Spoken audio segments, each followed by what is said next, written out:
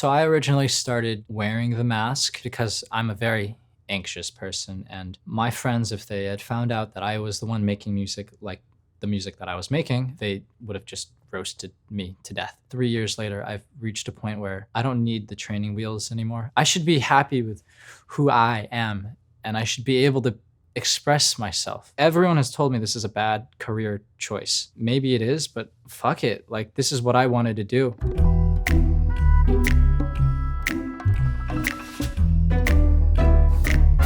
The feeling of wanting to take the mask off started around the time I wrote Migraine. It was me taking control again of BoyWithUke. I felt very good about the decision. I'm not a psycho, but I might go crazy writing typos. They ask why so shaky, missing my code, all this pressure hitting my head. Well, obviously I felt a lot of pressure. It felt like I needed to just continue blowing up on TikTok. If I didn't, I would fail and I'd lose everything. Obviously that's not true, it's an irrational fear, but when you're in the process, I feel like, of blowing up really fast, one slip up and it's like, you're gone, you fall. Like when you're on a tightrope.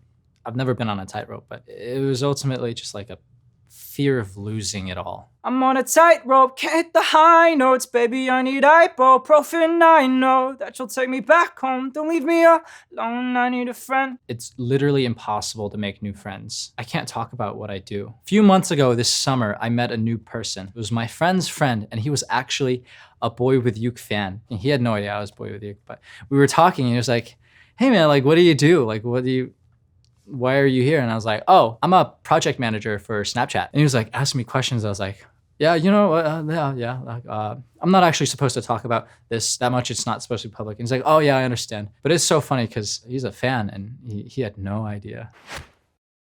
I don't care what you think of me. I just want to be on top. I'm not stressed that you've never heard of me. You'll be listening nonstop. That was what I genuinely felt like a few years ago. It was really in theme of who I was and what BoyWithUke was at the time. It didn't matter if people knew BoyWithUke or knew the person behind the mask. It was just this desire to be heard by everyone. But if I could rewrite that line, I'd probably say, like, I'm not stressed that you've never heard of me. You can listen to me if you want.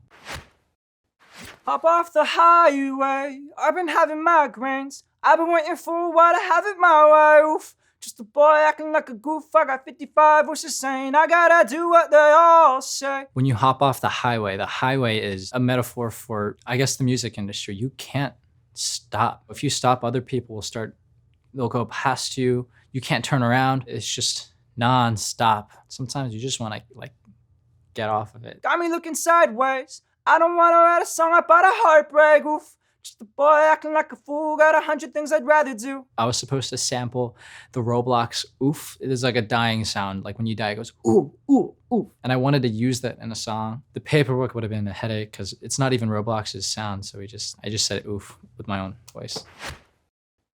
I don't like when they try controlling me, the thoughts I fight, they can get a little frightening, but I don't mind if it means I get to be free. I speak my mind loud when I wanna be up all night. I can tell they're getting sick of me, but I don't mind if it means I get to be me. Looking back now, the biggest thing that was trapping me, I think, was the mask. Even if it was just in my own head, it was like I couldn't get away from that. Without the mask, I can breathe a lot easier and I can see a lot better too. It's a nice change to be able to see my hands. Inside, I feel like relieved, you know? Free, I feel free now.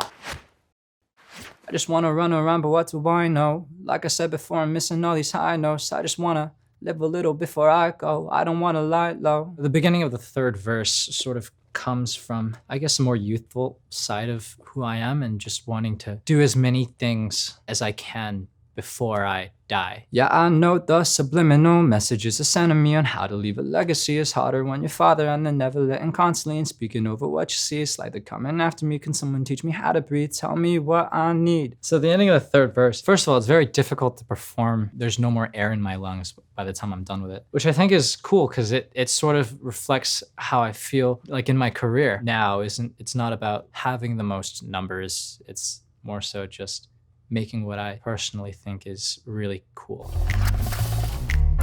It sucked wearing it. Like I get physically ill from like thinking about putting it on. It didn't smell very good, especially after like hot days. It's like sensory deprivation when you need all your senses. Like I couldn't see, I couldn't breathe, I couldn't smell, I couldn't hear, I couldn't keep doing it.